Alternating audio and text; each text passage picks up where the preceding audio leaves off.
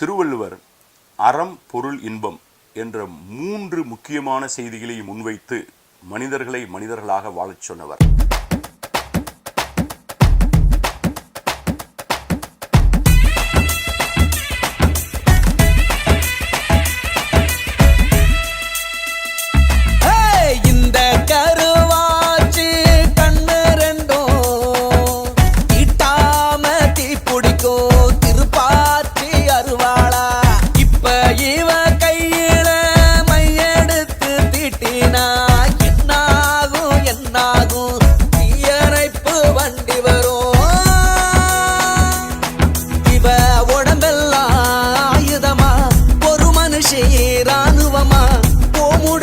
குறள் எண் 1082.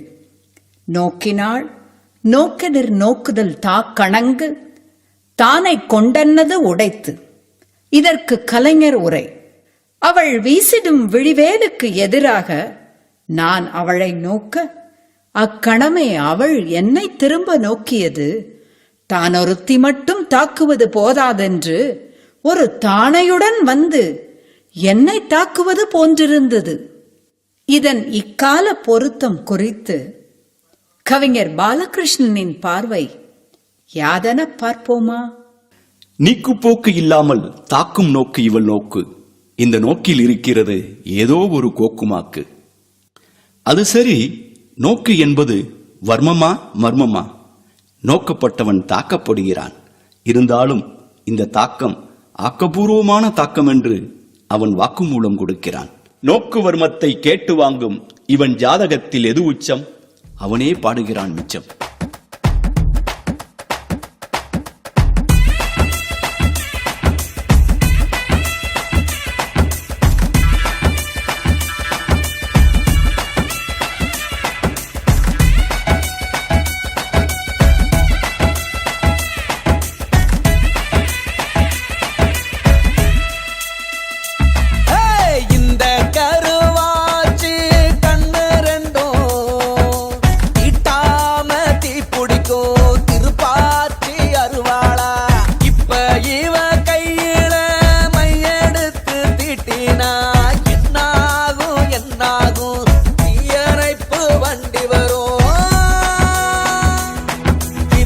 உடம்பெல்லாம் ஆயுதமா ஒரு மனுஷன்